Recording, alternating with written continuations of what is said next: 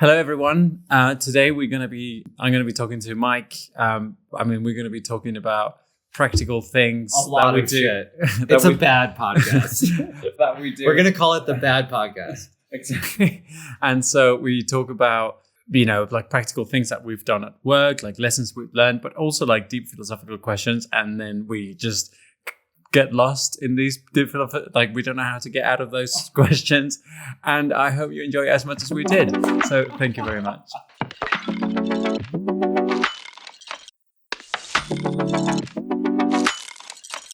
Hey, Mike. Hey. I can't remember if last time we spoke about the whole AI bros culture. I don't remember either, but you've seen it, right? Yeah. Yeah, like there's, we've decided specifically we actually don't position ourselves to clients as, like do we say that we're AI forward? Yes. Do we say that we're an AI consultancy? Absolutely not. And it's because there's been this, I do think that and we probably talked about this last time, there is a bit of a bubble in reality. While the technology is certainly very powerful, I think there's a hype around it and how fast it's going to move that at least I think is partially now hype. And as always with a bubble, with hype, there are people that are jumping onto that, trying to make a quick buck and selling what is maybe snake oil. Like they're going into companies, small companies, SMEs, saying, "Oh, just like let me take my bro voice now. Like I can automate your sales process," or and then just trying to do that with like basic LLM tools or some of the also hypey wrappers that are being built around LLMs. And I do not. First of all, I don't think that's what we are doing, and I don't want us to like associate with that. And one of the things that like pings in my mind is whenever I see not just people like selling a product that is hype driven, but then selling a how-to of a product that is hype driven. So like, let me give you some concrete examples. When I worked at Shopify, drop shipping, which is, I won't go into the details, but it's basically like selling something to someone, but it ships directly from the supplier so you as the business person who's selling it, you never hold inventory. So you sell the product, but then it goes directly from the warehouse in China to the end customer. This 5-10 years ago was a bubble, right? And you saw not only proliferation of drop shippers, you also saw like all of these YouTube videos of like how I made like $50 million, like ridiculous numbers on drop shipping. And you're seeing the same thing now with like selling AI automations. And in practice, you can't just like, especially somebody who's not, I think, skilled in this, can't just go into any business and plug in an LLM and then like out pops like magic. You no longer need a worker. Like right. That is not how it works. And yeah, it's just, I want to be very clear that that's not what we're doing, even though we're focusing on using as a base AI capabilities. Yeah, because I think like, if I had to choose one or two words to describe to like very simply what we're doing is we are like a service studio, like sort of obviously a consultancy firm, but that could mean 1,000 things, but also like a product studio, like a product company. But like to some of the listeners who might not know exactly what that means, what does it mean to be a product studio? Like, what do you do? So I would say that we're a consultancy at the moment, but we're product driven. My career for the last 10 years has been in product. You have built digital products. So that's kind of what I know. And I think it's about an approach to problem solving, to delivering repeatable value, right? So like the way that I view our company actually is in sort of 3 layers. And you can think of it almost like a funnel. We usually talk about marketing funnels, but I think it's a useful visual for many pipelines. And so I see the top layer as this right now, the content that we produce. It allows us to think about very broad ideas, play with them, and generate many possibilities for the types of services and products that we'll offer. When we come up with a good idea that we think is marketable, we test it as a service, right? So we start saying that like we're going to use, I'm going to use a very typical example. We're helping a client with a chatbot right now. Leans into the capabilities of LLMs quite concretely.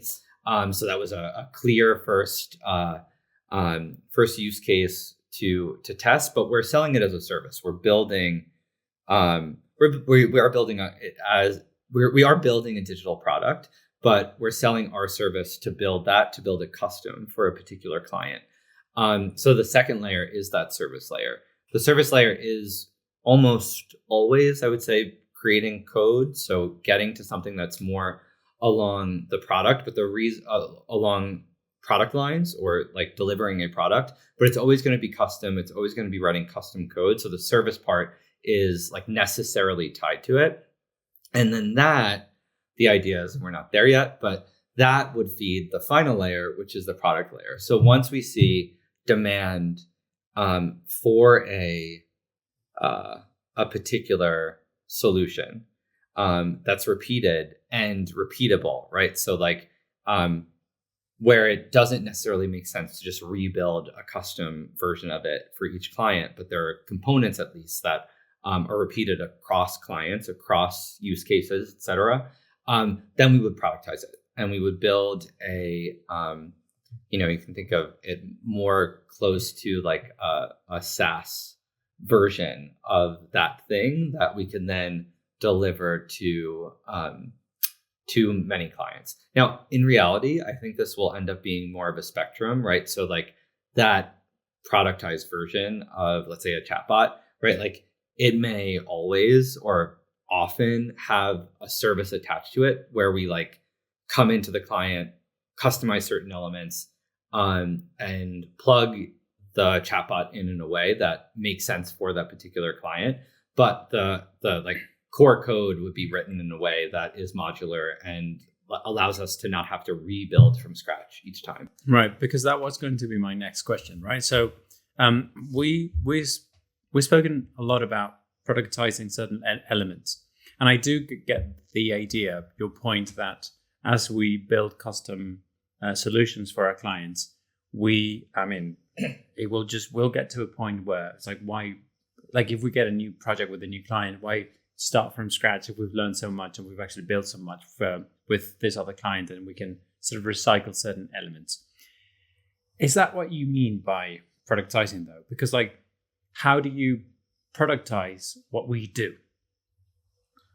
Right? Like we're building, like, let's just assume that we'll do very different projects. We'll work with the agricultural industry, etc. How can we productize something that is ultimately the type of service that we build, right? How can we productize implementing AI in smart ways? How can we productize kind of improving certain workflows? It's a really interesting question. So and when I was answering your last question, I was talking more about like traditional product, like repeatable code, SaaS. It is 100% true that you can also productize a service, right? And so this looks. That's what SaaS means, right? Like software as a service.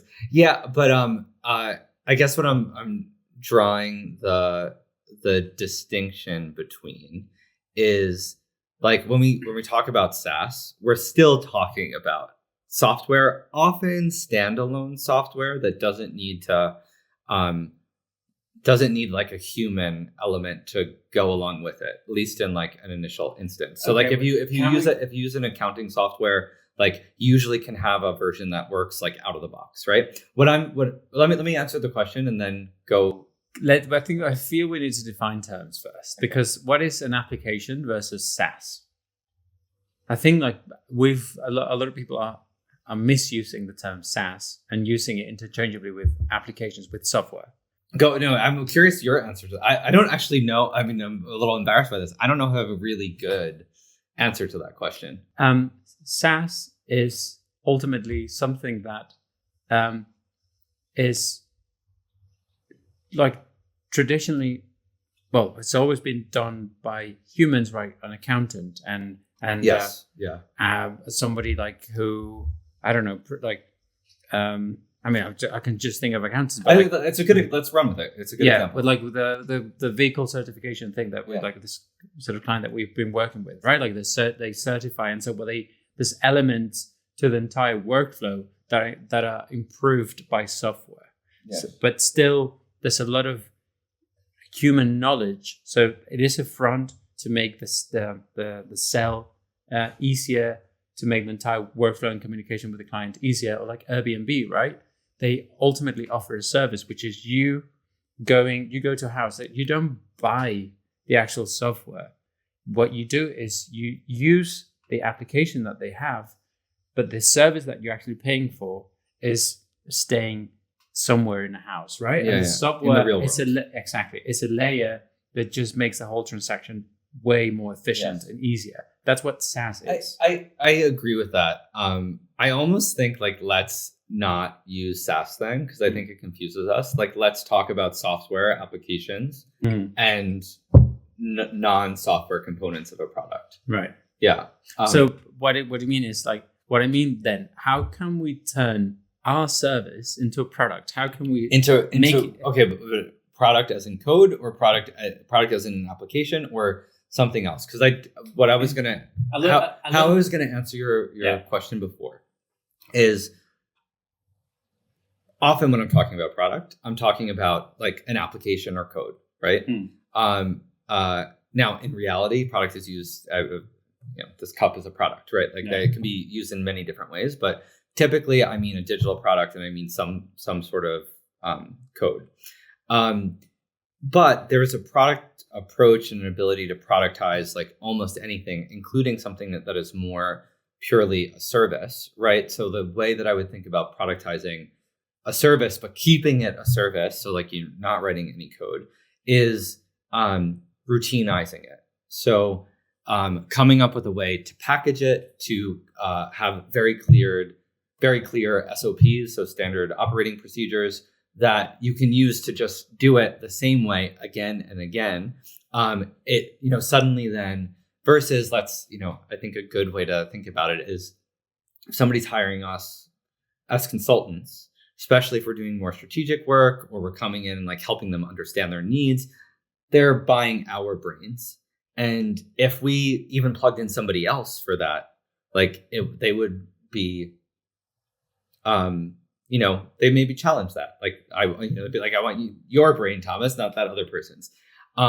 As you productize that service more, it becomes less important that it's your specific brain, and it's more the knowledge base that you've built broadly and the procedure that you've tested with many clients that you're routinizing. So then you can, maybe you hire somebody and they do that thing. It still might be very custom and much more like a service, but you've started to productize it. Yeah. You've started to routinize it. Right. And so then that what we've defined what productizing really means, what it means to turn a service into software. And can I just say one other point here? Because I want to be clear that like those two definitions of productizing and product are not at all misaligned, right? Like the reason that productizing is, at least traditionally, and maybe LLMs are changing this, the reason that productizing, we often mean code when we're talking about building a product, is because code is, or at least was, routine, right? Like you need to explain to a machine, do exactly these steps, and you will help the user get the desired output, right? Like when we're creating an SOP, even for a human to follow, we're doing a bit the same thing. We're writing a program that we can deliver to a human that allows them to predictably deliver value for a user, which, whether we're doing that for a human to deliver and execute the program or like code to be executed on a computer, it follows the same approach. Yeah. And so now that we've defined more clearly what it really means in our case and the types of services that we're offering to productize. If we had to productize one thing today, what would it be and why that particular slice? I'm gonna give an answer that you might not like. I don't know yet. And I'm gonna give you more detail. I don't know yet because when I think about why we're doing this as a service company first, it's a few reasons. One is it's much easier to explore with services, and I think we need to. We're only at the beginning. I think we need to explore and test more. I want to do a bunch more projects that explore a bunch more use cases where you can use LLMs or other some of the other kind of fundamental technology that we're using to build for clients. And I would want to see that we're finding repeated demand in a particular use case before we productize. So that's the first reason. I don't know. The second, and for me, honestly, like equally important or more important reason that I don't know is, I think part of the reason that we did this is we've said this before, we both get bored easily. Like I do not want to sink a bunch of my time and energy, potentially money into, and by the way, like when you build a product, you often have to have much more upfront investment than you do when you're selling a service. I don't want to sink that into something that is not very aligned to my interests, my vision, and my passion, which I think is now our interest as Odysi and our passion and vision as Odysi. And this can evolve, but we've talked about something that's really important to me in this overall vision is building products, building technology that works for humans rather than the other way around. So like, how do we productize something? How do we like scale something that breaks through this like very sad state of many current products where they're drawing us into a digital, the digital world, taking us out of the real world, taking us out of the varied experiences that enrich our lives as humans, that give us cheap dopamine hits, versus helping us kind of achieve our longer term goals. I've said this all before. We don't have to go into it. Building a product means investing a lot of time and energy in one thing. I would want that one thing to be very clearly tied to this overall mission. And I'm less interested, even if there's a lot of money to be made in it. Maybe a few months from now, I'll tell you something different. Everybody has a price, but I don't want to sink all of that time and energy into something that is, even if it's very lucrative, that is not aligned with my overall mission and vision. Well, thank you very much for that very long non-answer. Okay. I do have an idea. You little bitch. I just want to be. That's an honest answer, though. It is an honest answer. You want to make shit up? I'm gonna give you sort of. I'm gonna give you an idea, and then see if that sparks something. I think a lot of the value we actually provide is, some like for example, we're just working with a project, and I wanted to focus a little bit more, like drawing examples from like real projects that we're actually executing now.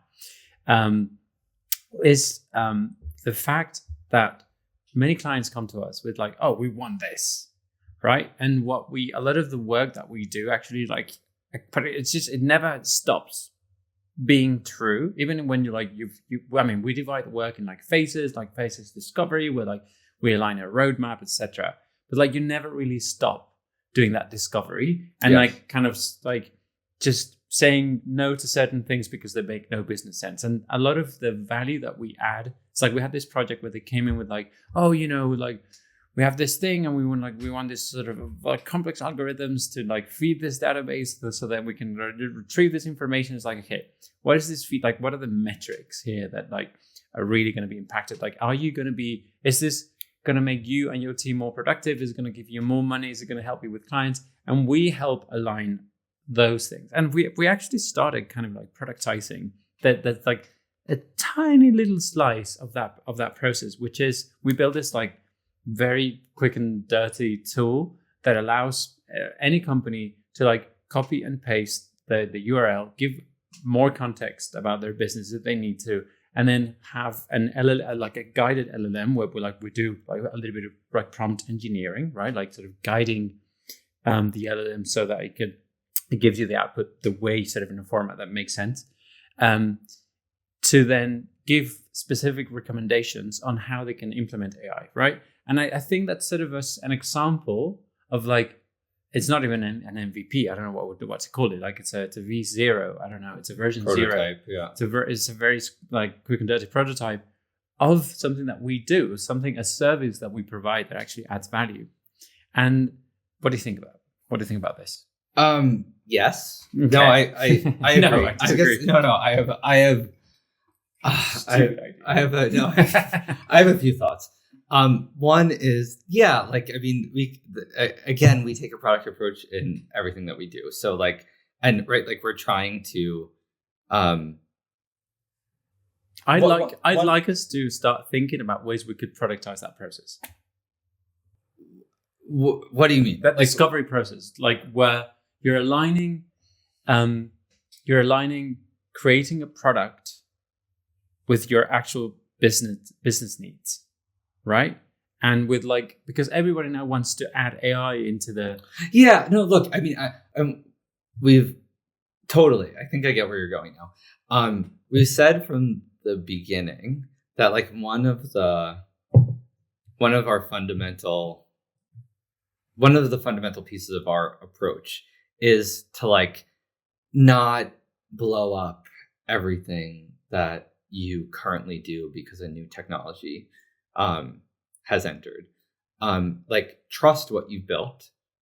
Start by mapping it out, understanding where there are tasks, and again, really break it out by task, not by job, because despite what some people may have you think, LLMs are not humans and they're not good at most, I would say, of the things that humans do. So you really have to think about what tasks they're going to take over, not like what entire functions they're going to take over.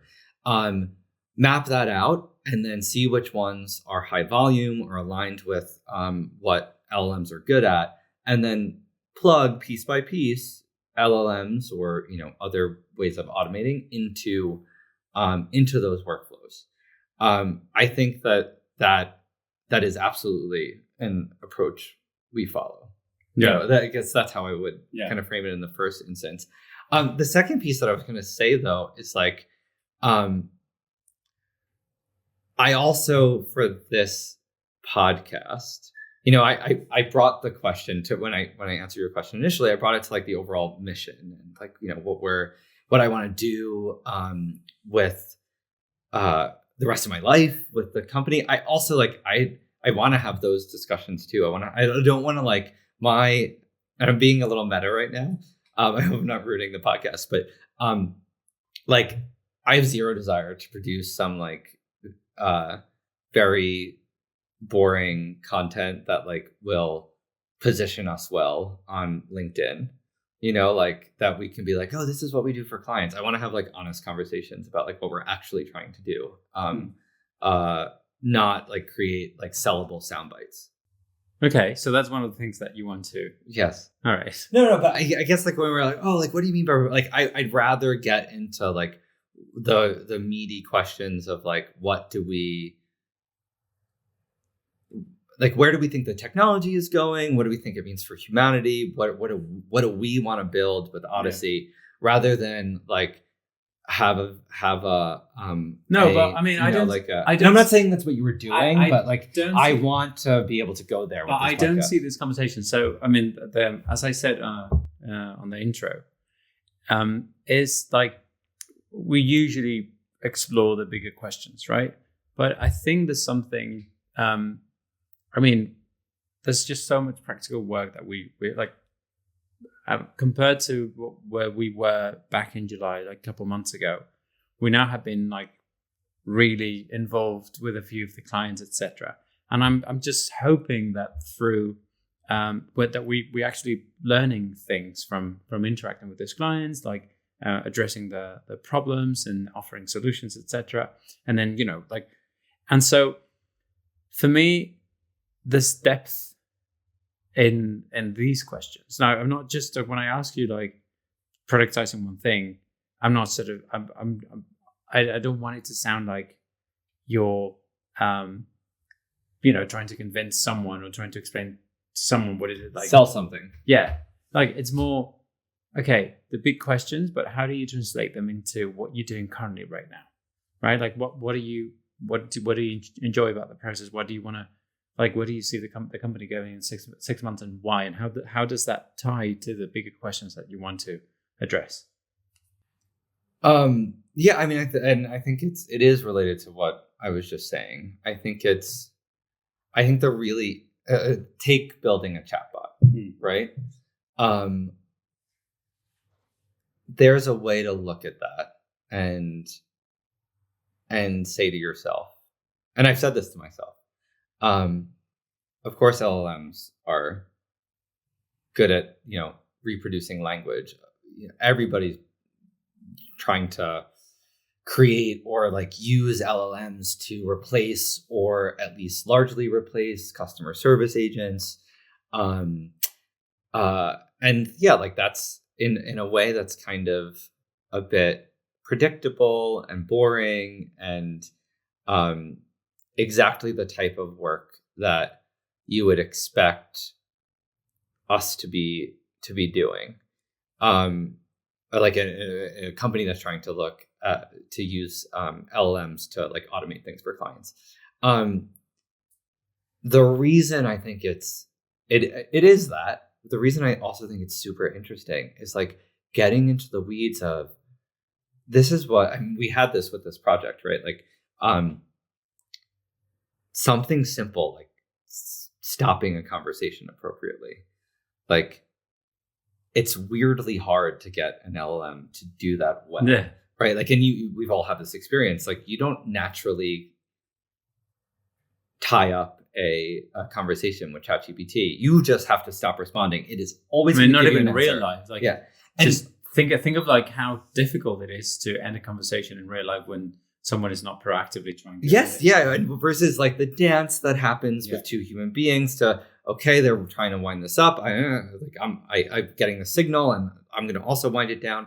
And then, yes, when somebody's not picking up on your signal, and you're like, "Oh my god, get me out of this conversation!" It's really frustrating. Yeah, like LLMs don't. I mean, they just always like give you an answer. And how fucking interesting! Thomas asked me to use "fucking" a lot during this podcast. So how fucking interesting! Like. I wouldn't even thought that that's like a skill that humans have that LLMs don't. And we're exploring that. Like that's, I mean, it's this boring project, but like it has these like deep philosophical seeds about what we're doing as humans in it. And LLMs like don't even get the out that most humans do, which is like, oh, I have to run because I have another meeting. It's like they have nowhere else to run. Right? So how do you end a conversation with someone that's like, without just sounding too rude. And like, okay, like what is a customer service agent doing when they wrap up a conversation? Like what, and why can an LLM do that? How can you make an LLM do that? Or do you have to like actually interrupt the LLM and plug in a more, and this is when we're building the flows. I wasn't the one building it. It was mostly Antoine, but and you as well. But it's it's kind of alternating nodes of like, okay, now an LLM is going to take this part, but then like if we want to transition the conversation to X or Y, like then we're going to use like more straight whatchamacallit, like deterministic normal code to, just have very clear branching logic. And then, and thinking about like when an LLM is the best tool to handle a piece of the conversation, and when you need something more deterministic, or like there's just no tool right now and you have to hand it to a human. Like it's a really concrete, interesting, in the weeds way of like asking ourselves, what are humans even doing? Exactly. And I love that. Yeah. No, that is so that's a way to connect the concrete element of what we're doing to like the bigger picture questions that I want to explore. Yeah, absolutely makes sense. But we started the year with, we have this sort of fuzzy idea about AI, etc. We're having like deep philosophical questions. What is a belief that you held 3 months ago, 6 months ago, at the beginning of the year, that you would now challenge? So, I mean, the belief that the question that comes into my mind is like, how close are we to this stage of explosive growth? And we've talked about this before, so I'll give a quick answer and we can decide whether we want to explore it more. I've often been critical of that, but I think I was more open to the idea that we might be close to this like point of explosive growth. And the more we get into the weeds with clients, the more I'm skeptical. So it's maybe not like a complete 180 because I was already skeptical, but I'm much more skeptical the more that we actually work with real clients. How do you feel? I've got my own thoughts, and they relate to what you just said. But how do you feel, for example, about OpenAI? They launched it like a couple of months ago. They launched a consultancy service, right? And the way we said it relates to what you said is, we thought at the beginning of the year, we thought that the LLMs and everything that we're capable of were going to change the market and whatever. And then the company that actually invented the ChatGPT then suddenly said, like, actually, we still need humans to intervene and to help these large organizations to implement the tools that we're putting out, right? So the tools themselves, like, we just realized that like AI is just can't change the world. Like, you still need humans to push it, to explain it, to find opportunities within these companies, right? And so for me, that was a sort of a very, like, it was a very can't think of the word, but like is a concrete example or a concrete example, but like it was a turning point. Sorry, okay. For me, that was a turning point where I realized that AI on its own is just not going to change the world. That's the belief that we had for 2 years, and that I kind of like I was fed for 2 years, and then when the company that invented AI recognized that that change wouldn't happen without like hordes of consultants pushing all of these innovations in these companies, that change was never going to happen, right? And so that was a very telltale sign there. Yeah, I mean, look, and I think an example I like to use is in a previous professional experience, I worked in development consulting actually in Kenya. And we would have a lot of donors, a lot of government agencies. They want to fund projects where they would be like, clearly a lot of the problems driving poverty are information gaps. So if only the farmers had information on like better farming practices, like which fertilizers and pesticides to use, where the market was, and like who in the nearest market like had demand for their products. So then they can like connections to other farmers, so they could like aggregate their demand and like bulk purchase seeds or whatever, like a billion things. But these are all information gaps. if we just, and I can't tell you the number of times I saw this, if we just get like an iPad to every farmer and like the right application on that iPad to like give them that information, boom, like it's going to transform everything. And like we would often, like, because we were embedded, we were working like in those markets, and we would do the projects, but a lot of what we would kind of caveat and deliver the hard message that is definitely something that will help, but there is no magic bullet, right? Like there are no amount of information is going to solve the fact that between that like rural farmer and the nearest market, the road is shit. And you aggregate demand, a big truck that can carry all of that, product, like can't actually go on that road currently. And so like you need to fix the road. And I honestly think that most problems are like that. They're multivariate. There are a lot of things. There are a lot of hard things. The reason that we haven't done something yet is because it's hard. And there's very rarely, and it's usually hard for many reasons, and there's very rarely like a silver bullet or like a single bottleneck that is stopping that hard thing from, suddenly becoming easy. And so, yeah, you need, and the thing about humans is we're kind of these, in ways that we don't understand, universal problem solvers. And so you can plug humans in to like create those new solutions. And LLMs can't do that yet. And they're not solving all of the problems. And some of the problems are informational and something that can like, do what LLMs do, like use language, navigate a computer, like will help. But there's many other problems in that chain that you would need to solve to get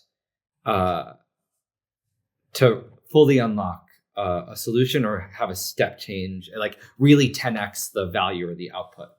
I'm going on a bit of a tangent now, but Deutsch talks about the idea of being universal explainers and universal constructors. Yeah. Can you explain that idea a little bit? Yeah. I mean, I'm certainly not. I can't do it. I can't do him justice, and even if I could, I wouldn't probably have the time to do it. But the very basic, my very basic understanding of what he's saying there is that there is no problem that is out of reach of human comprehension. And the way you can kind of think about this is, there's such a thing as like go back to like theoretical computer science and like Alan Turing. There's this idea of a universal Turing machine, a universal computer that's actually capable, and it's been shown, like proven, that it can simulate anything that's possible in reality.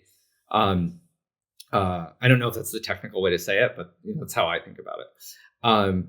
And our brains are universal computers. So anything that can be understood, like our brains are capable of understanding and coming up with an explanation for. And so that's what he means when he says, so the thinking, this idea, to make it a little bit more concrete, like sometimes, people will make the claim that, oh, right, like if you tried to explain relativity to a chimpanzee, like no matter how much you explain it to them, they're never going to understand. And why should we not expect like humans to have the same limit? And his point is like, actually, it's not a logically consistent way of thinking about it. Because our brains are universal computers, because they're able to model and understand everything. Now, maybe there's limits on the memory but we can also augment those. We augment them already with, Books. kind of with books, with computers, with eventually maybe with other people. Eventually, maybe we'll actually have, computers and extra memory that can plug directly into our brains. Any level of understanding is achievable through that process. There's nothing that we can't understand, and assuming that there's a boundary to explanation is equivalent to saying that, well, at some point there's a boundary and everything outside that boundary is controlled by magic. Like, he makes the point that it's no different. And, if I'm a rational person, if I said that, well, like, here's where the line of understanding stops and everything outside of that is governed by magic, like, I would reject that. And so, he makes the point that the only, therefore logically consistent way of understanding the reach of our explanatory power as humans is to say that it is actually universal.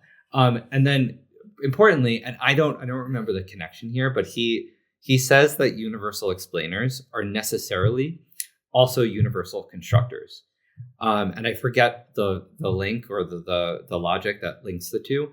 But we're universal constructors. So the point that he's making there is that we are, with the right amount of knowledge, we're capable of making any physical transformation of the matter in in the universe that doesn't defy the laws of physics. And if we're not able to do that, right? Like, for example, like building a rocket ship that we know that the speed of light is a law of physics, a boundary, a physical constant that we can't go faster than, where it is possible to create a rocket ship or some sort of traveling object that travels at anything below the speed of light, right? And any gap in capability is a gap in knowledge. So the only thing that we lack is the knowledge to make that physical transformation. It's the iPads. Well, yeah, but I mean, knowledge is a lot of things. Knowledge is, it's the knowledge to, in that case, the knowledge to fix. You then have to make the physical transformation. You've proven your consultancy firm's point. It's all a knowledge gap. Yeah, I guess I think my point. So we've circled back. My point there. Formally apologizes to his former boss. No, my company was great. It was the donors that didn't know what they were talking about. But my point there was that there's no silver bullet. There's many knowledge gaps and many physical transformations that need to happen in order. We've gone on a tangent, but I do kind of there's one little thing that we can cut this out. But there's one little thing that I want to address. So when you started out with, like, when you gave a more concrete example, you talked about the chimpanzee and how, like, explaining the relativity to that no amount of training would ever get them to comprehend that, right? And so and then the point that some people have made is that if chimpanzees can't, and that's, like, I mean, they can understand how, like, I don't know, that fruit grows in a particular tree in a particular, I don't know, and that's the level of comprehension. Then what are the limits of the human comprehensions?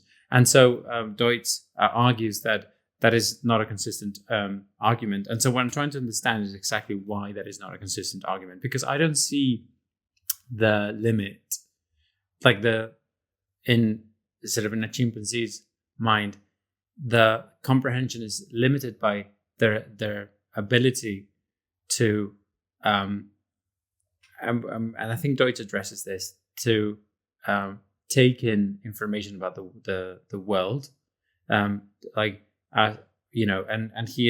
Deutsch addresses the question of empiricism versus having what we, rather than us, like, receiving information about the world, like, we have preconceived ideas that we go out in the world and we test. Yes. Right. Still, all knowledge is theory laden. Is what he would say. Still, all of that, those hypotheses, they need to be tested against things that are actually happening in reality, things that we can comprehend and see and touch and and write. And I think, and we build tools to address, for example, I mean, just to give a very silly example, like, we have ultraviolet sensors or X-ray sensors, whatever, just to be able to see, like, what's happening in the sun and then sort of derive conclusions from it to aid our limited capability to sense the world. Yes. Right.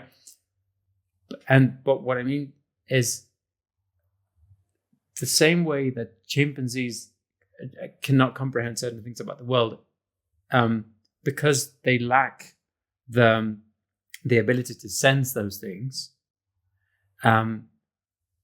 Us humans are limited by our ability to, like, there's a limit to what we can sense. For example, we cannot sense the fourth dimension, but we can build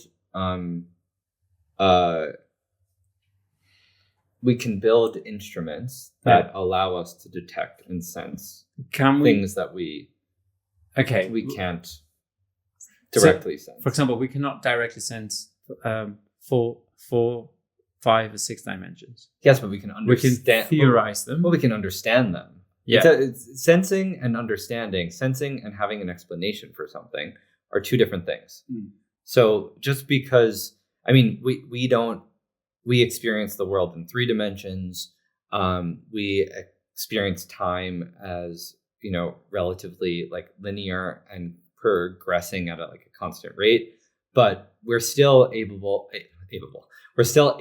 to come up with explanations that go beyond that, traditional lived experience that like our life feels like. And, we're also getting into like the question of like, what is kind of felt experience and like what is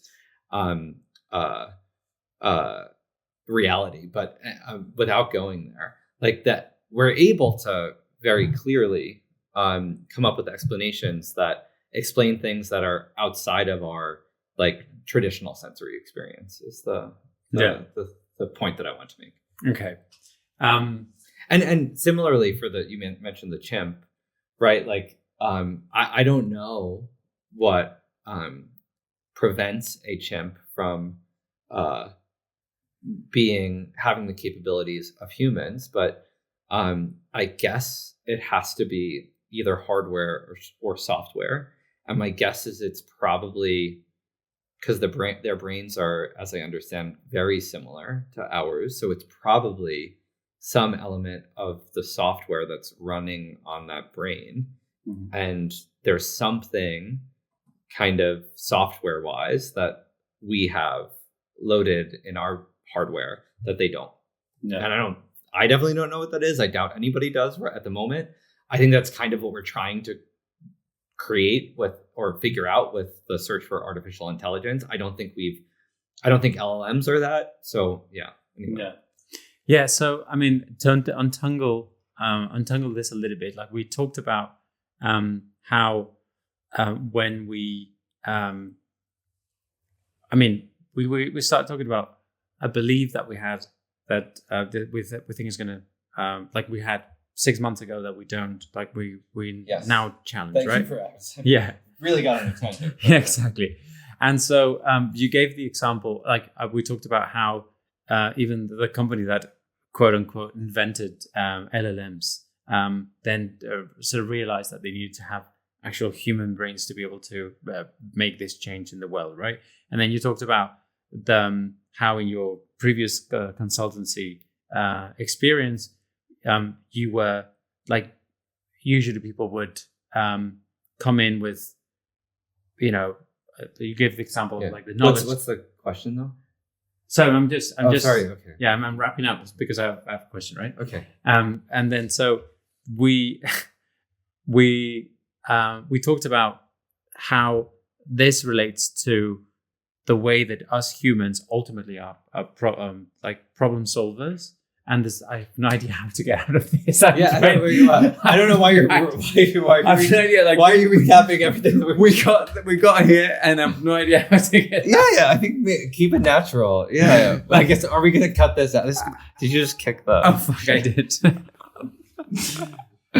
Okay, I have no idea. Okay, but like, I mean, I've cool. Let me try.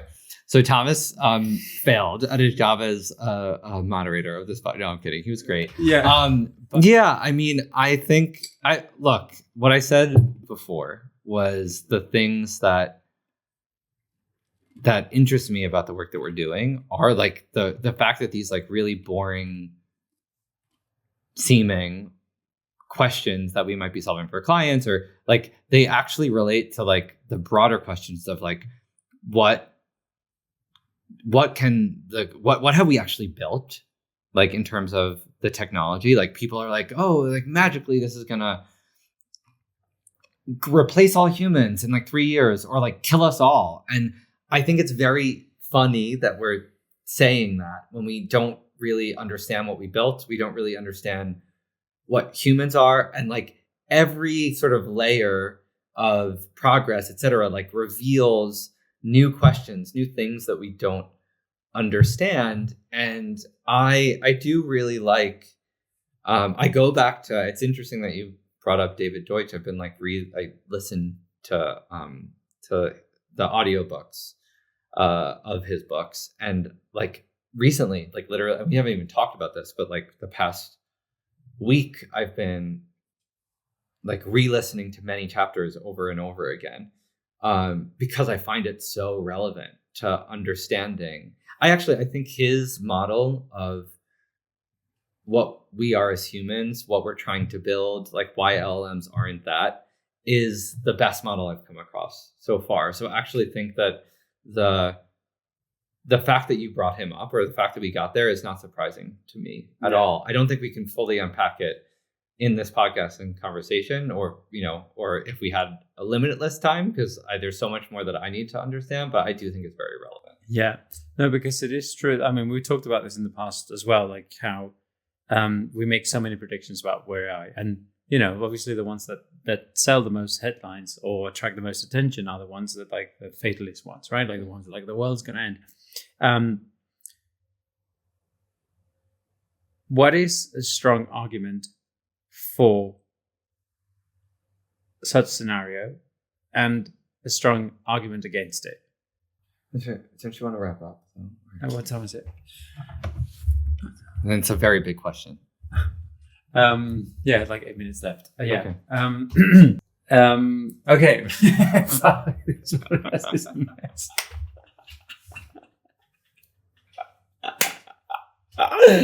Okay.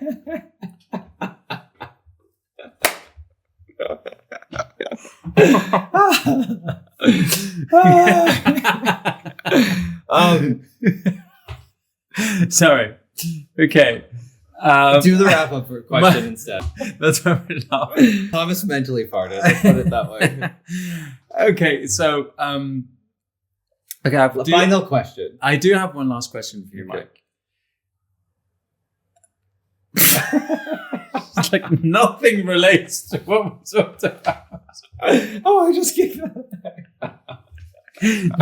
Guys, it's a what's the hardest thing about doing a podcast? Okay, so how do you this is the. But I mean, like, lean into this. Like, Yeah, it's funny to be less serious. Like, why do we take ourselves seriously? This is the 7th podcast, right? That we're doing. What is? Is that actually true? Yeah, 7th? is that No. 7th? Yeah, 7th for the overall thing. overall. Yeah. Okay. Right. Why do you like it so much? I love listening to them. I love just being able to explore ideas, in a way that no, but I mean this. This is an honest answer. That like that's recorded, and I love being like forced to. I mean, sometimes you have these awkward moments like we're having right now, but I love being forced to like have a conversation that is going to be recorded, that people are going to listen to. It's a different way of because you know that you can look back on it, and because other people might see it. Like it's a structured way of having forcing an unstructured conversation. Like it always goes in a direction that I don't expect. I always feel like I learn something both listening or recording. So yeah, I don't know. Is that a bad enough answer for you to wrap up this bad podcast?